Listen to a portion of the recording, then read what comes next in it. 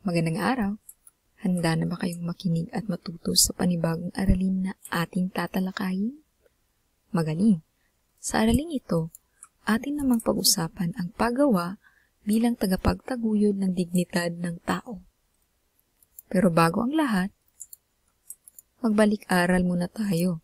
Sa nakaraang aralin, ating napag-usapan ang mga karapatan at tungkulin ng tao sa lipunan, kung saan, ayon kay Dr. Manuel D., ang pagkatao ng isang tao ay ang pagiging sino ng tao at paglikha ng bukod-tanging sarili. At ang karapatan ay ang kapangyarihang moral na gawin, hawakan, pakinabangan at angkinin ang mga bagay na kailangan ng tao sa kanilang estado sa buhay, at ang panghuli, ang tungkulin ng tao ay ang obligasyong moral na gawin o hindi gawin ang isang gawain. Ngayon naman, ating pag-usapan kung bakit kailangan gumawa ang tao, bakit nga ba mahalaga ang paggawa sa tao, at ano ang mabuting maidudulot nito sa ating pagkatao. Ang katugunan sa tanong na ito ay makikita sa katotohanang hindi mabubuhay ang tao kung siya ay hindi kikilos at gagawa. Sa ayaw man natin o sa gusto, bahagi ito ng ating buhay. Kaya sa araling ito, tunghayan natin kung ano nga ba ang kahulugan at kahalagahan ng paggawa bilang tagapagtaguyod ng dignidad ng tao. Ano nga ba ang paggawa? Ayon sa aklat na work, The Channel of Values Education, ang paggawa ay isang aktibidad ng tao. Maaari itong mano-mano, katulad ng paggawa ng bahay. Maaari rin itong nasa larangan ng ideya tulad ng mga nag-iisip ng patalastas para sa mga produkto.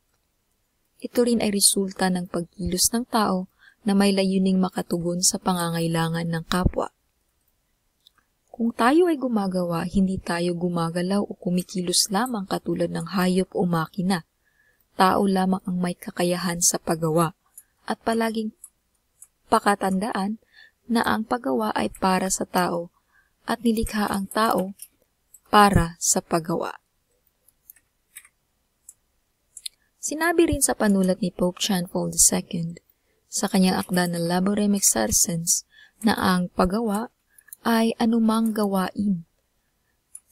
Pangkaisipan man ito o manual, anuman ang kanyang kalikasan o kalagayan, na makatao para na nararapat para sa tao bilang anak ng Diyos, bilang siya ay maraming kaya at alam na gawain. May mga bagay na inilaan na gawin ng tao dahil siya ay katangit-tanging nilikha ng Diyos. Sa simula pa lamang ang paglikha ng tao, inilaan na siya upang gumawa. Hindi maaaring ihalin tulad sa iba pang nilikha ng Diyos ang tao. Hindi matatawag na paggawa ang ginagawa ng hayop upang matugunan ang kanilang mga pangangailangan. Sa makatuwid, ang tao ang may kakayahan sa paggawa. Sa kanyang pag-iiral, siya ay gumagawa. May mga mahahalagang layunin ang paggawa. Narito ang ilan sa mga mahahalagang layunin ng paggawa. Una, ang tao ay gumagawa upang kitain niya ang salapi na kanyang kailangan upang matugunan ang kanyang mga pangunahing pangangailangan. Sa kasulukuyang panahon, mahalaga ang pera dahil sa papel nito sa pagbili ng mga produkto at serbisyong kailangan ng tao, kaya kailangan ng taong gumawa para mabuhay.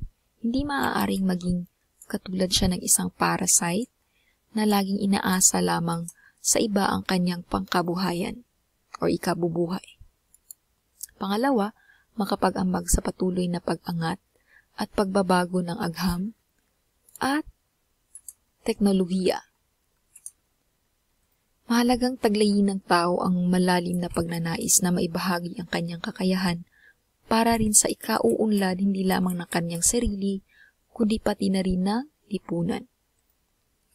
Mahalagang pagyamanin ng agham at teknolohiya, ngunit kailangang masiguro na hindi gagamitin ang mga ito upang mawala ng silbi ang mga tao.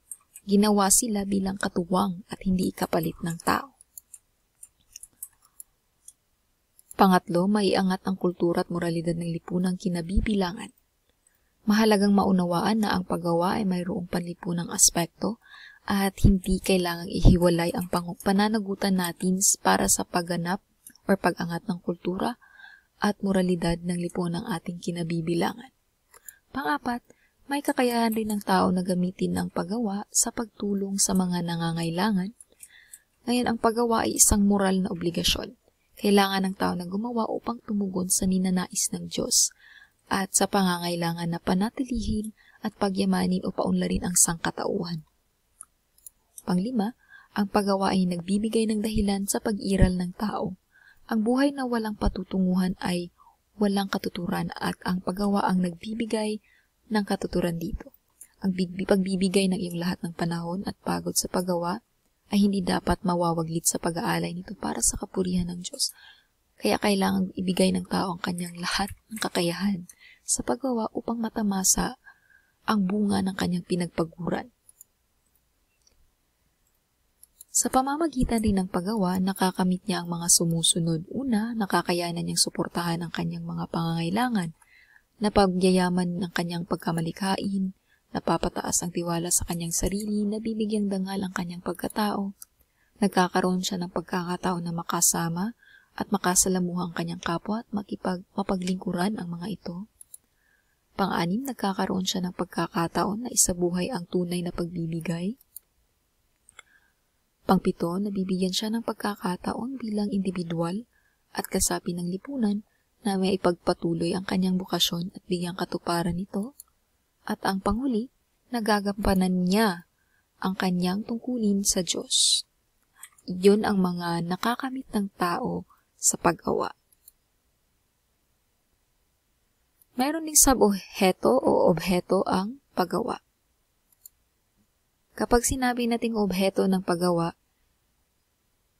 ito ay ang mga kalipunan ng mga gawain, resources, instrumento at teknolohiya na ginagamit ng tao upang makalikha ng mga produkto. Kapag sinabi nating obheto, meron dito yung mga teknolohiya na gawing perpekto ang gawain ng tao. Ito rin ang dahilan kung bakit patuloy ang tao sa paglikha ng teknolohiya na patuloy na makakatulong upang mas maging madali pa ang paggawa para sa tao. Kapag sinabi na pa nating subheto, ang tao, ito yung mismong tao. Ang tao ay nabubuhay sa mundong ito upang gumawa, ngunit binibigyang diin ang paggawa ay para sa tao at hindi ang tao para sa paggawa.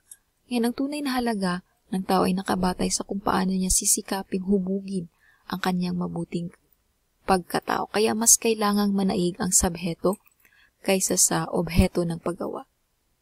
Dahil mas mahalaga ang tao kaysa sa teknolohiya. Ngayon, sa pagtatapos ng araling ito, tandaan natin ang mga sumusunod. Ang tunay na halaga ng tao ay nakabatay sa kung paano niya pinagsisikapang hubugin ang kanyang mabuting pagkatao.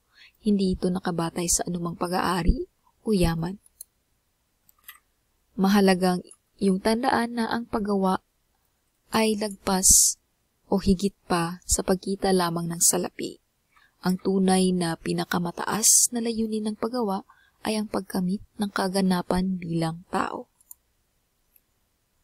At dyan nagtatapos ang araling ito. Sana ay mayroon kayong natutunan sa aralin natin ngayon. Yun lamang at maraming salamat.